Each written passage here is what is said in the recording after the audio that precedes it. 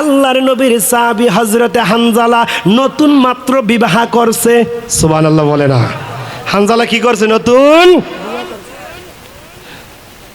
হানজালা বিবাহ করলেন, স্ত্রীর সাথে বাসর করলেন, ফরজ গোসল করার জন্য যায়। কে যেন বলে নবী নাই রে, নবী নাই।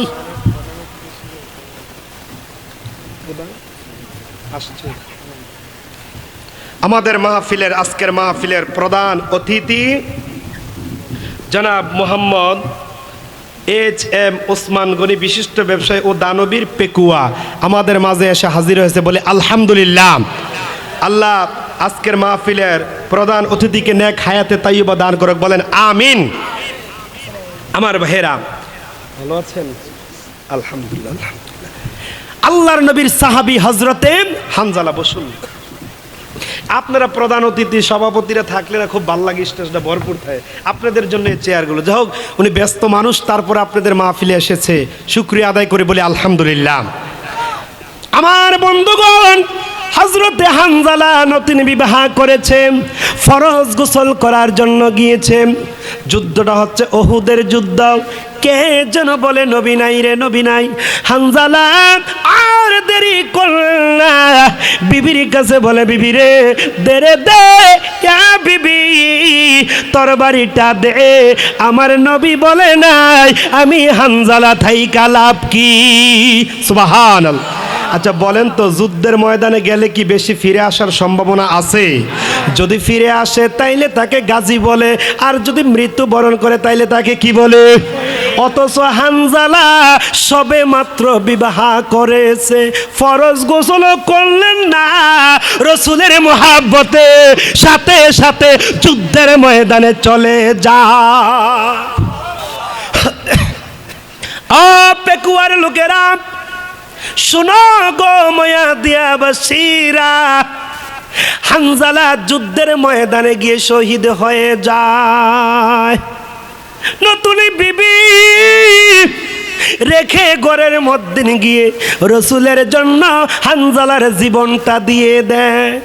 যখন শহীদ হয় তখন তাদের আপনজনকে ওই যুদ্ধের ময়দান থেকে সবাই কি করে গিয়ে খুঁজে আনে। ধরেন আপনার সন্তানটা কত অ্যাক্সিডেন্ট হয়েছে, আল্লাহ এমন কাম না করুক, মারা গিয়েছে, আপনি খুঁজে আনবেন না? তো হানজালার স্ত্রীও হানজালাকে খুঁজে আনার জন্য যায়, আর রসুলকে বলেন ইয়া রাসূলুল্লাহ, হুজুর সবাইকে গোসল ছাড়া কবর দিবেন, আমার স্বামী হানজালাকে গোসল ছাড়া কবর দিবেন না। আল্লাহর নবী বলে, এ মহিলা, কোথায় তোমার ঘর, কোথায় তোমার বাড়ি, কি পরিচয়? নবীজি মহিলার কি জানতে চাচ্ছেন? পরিচয়। এবারে বলে, হুজুর আমি আপনার প্রিয় সাহাবী হযরতে হানজালার স্ত্রী। হুজুর আমার স্বামী আমাকে সবে মাত্র বিবাহ করেছে, হুজুর ফরজ গোসল করে নাই, মাত্র বাসর করেছে, ফরজ গোসল করার জন্য গিয়েছে। যখন শুনল নবী নাই, নবী নাই, আমার স্বামী হানজালা আর দেরি করেন না, বাসা থেকে ঘর থেকে তরবারি নিয়ে সাথে সাথে যুদ্ধের ময়দানে চলে যায়।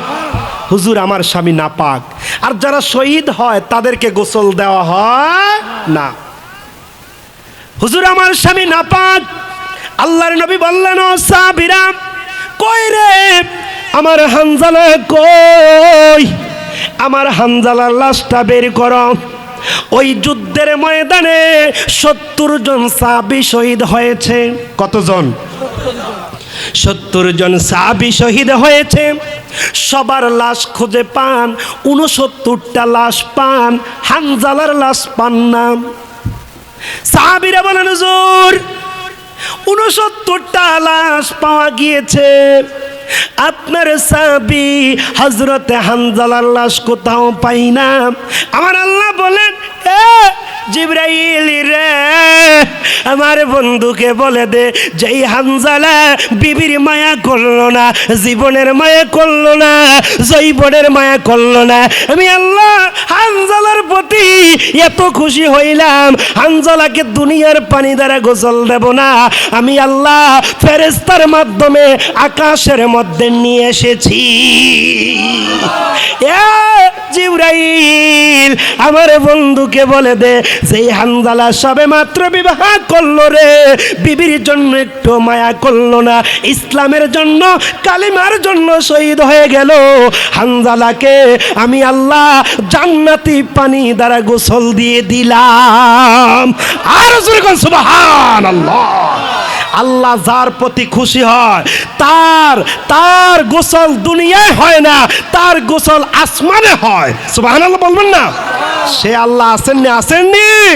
আমার ভাইরা, আমার নবীকে জিবরাইল বললেন, আসসালামু আলাইকুম ইয়া রাসূলুল্লাহ, আপনার সাহাবী হানজালা দুনিয়ার জমিনে নাই, আল্লাহ তাআলা হানজালার প্রতি খুশি হয়ে গিয়েছে, হানজালার লাশ আসমানের মধ্যে আমার আল্লাহ তাআলা ফেরেশতার মাধ্যমে জান্নাতি পানি দ্বারা গোসল দিয়ে দিয়েছে। ওয়ালা তাকুলু লিমান ইউকতালু ফি সাবিলিল্লাহি আমওয়াত বাল আহইয়াউ ওয়ালাকিন লা তাশউরুন। এমন প্রধান অতিথি বানাবেন ও হ্যাঁ কোরআনের আয়াত মুখস্থ জানে, আলহামদুলিল্লাহ বলবেন না? আর এমন কিছু প্রধান অতিথি থাকে কোরআনের আয়াত দূরের কথা, কত কিছু জানে না কিভাবে নামাজ পড়তে হবে, ঠিক কিনা? আমার ভাইয়েরা, আল্লাহ বলেন যারা আল্লাহর রাস্তায় জীবন দেয় তাদেরকে তোমরা মৃত্যু বলো না, অথচ তারা শহীদ, তারা শহীদ, তারা শহীদ। আমার ভাইয়েরা, আমার বন্ধুগণ, আমাকে আপনাকে যদি কেউ গালি দেয় এটা মেনে নেব, আমার মাকে আমার বাবাকে কেউ গালি দিলে মেনে নেব, আমার রাসূলের বিরুদ্ধে যে কথা বলবে, আল্লাহ নিয়ে যে কথা বলবে, আমরা তাদের বিরুদ্ধে অ্যাকশন নেব, যেরকম ঠিক কিনা? যার মধ্যে ঈমান থাকবে, রাসূলের মহব্বত থাকবে, রাসূল নিয়ে কথা বললে, আল্লাহ নিয়ে কথা বললে, ওই ঈমানদার আর ঘরের মধ্যে বসে থাকতে পারে না, যেরকম ঠিক কিনা? আমার মেয়েরা, খারাপ লাগতেছে? আমি আপনাদের মনোযোগ দেখে খুব ভালো লাগতেছে। ও কক্সবাজার পেকুয়ার লোকেরা, আল্লাহর নবীর সাহাবী হযরতে সাআদ সালামি, নাম কি? সাআদ সালামি নবীজির কাছে আসলেন, এসে বললেন, ইয়া রাসূলুল্লাহ, হুজুর আপনার সব সুন্নতটুকুন পালন করতে পেরেছি, একটা সুন্নত পালন করতে পারি না। আল্লাহর নবী বলেন, এ সাআদ সালামি, কোন সুন্নতরা বলো না? হুজুর আমি এখনো বিবাহ করতে পারি না। কি করতে পারে না? সাআদ সালামির কাছে কেউ মেয়ে বিয়ে দেয় না। অনেক মানুষ কালা হইলেও কিন্তু সুন্দর, কালা হলে তার চেহারা মায়া লাগে, ঠিক কিনা? সাআদ সালামি কালা, আবার ঠোঁট মোটা, নাক মোটা, আবার বেটে, চেহারাও সুন্দর। সাআদ সালামির কাছে কেউ মেয়ে বিয়ে দেয় না। নবীজির কাছে এসে কয়, ইয়া রাসূলুল্লাহ আমার কাছে কেউ মেয়ে বিয়ে দেয় না। আল্লাহর নবী বললেন, এ সাআদ সালামি, অপেক্ষা করো, অপেক্ষা করো, তোমাকে আমি বিবাহের ব্যবস্থা করছি। এ সাআদ সালামি, মদিনার সবচাইতে ধনী পরিবার আমর ইবনুল ওহাবার কালসির বাড়িতে চলে যাও, তার ঘরের মধ্যে একটা মেয়ে আছে, যেই মেয়েটার নাম হলো হুরে মদিনা। সুবহান। তুমি কালো, কেউ বিয়ে দেয় না, চেহারা সুন্দর না, নাক বোসা বেটে, তুমি সবচাইতে মদিনার সুন্দরী মেয়েটা এবং সবচাইতে মদিনার কোটিপতি মেয়েকে তোমাকে বিয়ে দিয়ে দিচ্ছি। সুবহানাল্লাহ। সাআদ সালামি রে, আমর ইবনুল ওহাবার কালসির কাছে যাবি, গিয়ে বলবি রাসূল আমাকে পাঠিয়েছে, জাওয়াজানি রাসূলুল্লাহি সাল্লাল্লাহু আলাইহি ওয়াসাল্লাম, আপনার মেয়ের বিবাহের প্রস্তাব নিয়ে এসেছি, আপনার মেয়েকে আমার হাতে উঠাইয়া দেওয়ার জন্য। সুবহানাল্লাহ। রাসূল যেভাবে বলেছে সাআদ সালামি আমর ইবনুল ওহাব আল কারশির বাড়ির মধ্যে কি করছেন? মদিনার সবচাইতে ধনী পরিবার। কি পরিবার? যাওয়ার পরে তো উনি হয়তো ভাবছে আমার কাছে মনে কোনো ত্রাণ বা কোনো টাকা পয়সা চাইতে হয়েছে, গরিব মানুষ, চেহারাও সুন্দর না, আবার বেটে, কেন এসেছ? কয় রসুল আমাকে পাঠিয়েছে আপনার সুন্দরী কন্যাটা আমার কাছে বিবাহ দেওয়ার জন্য। বাবার এই কথা শুনে মেয়ের বাবার আমর ইবনুল ওহাব আর কারশি এত একটা ধনী মানুষ, জিদ উঠে গেছে একবারে। মেয়েটা কিন্তু আবেদা সলেহা দিনদার, ওই ঘরের কোণা থেকে শুনতে আছে বাবা এবং ওই ছেলেটার কথা। দেখতাছে এখানে একটা জোরে আওয়াজ শোনা যাচ্ছে, একটা ঝগড়া শোনা যাচ্ছে, এখান থেকে চলে যাও, কে পাঠিয়েছে তোমাকে, আবল তাবল পাগল কোথাকার। সাআদ সালামি কি করতেছেন? অপমান করতেছেন।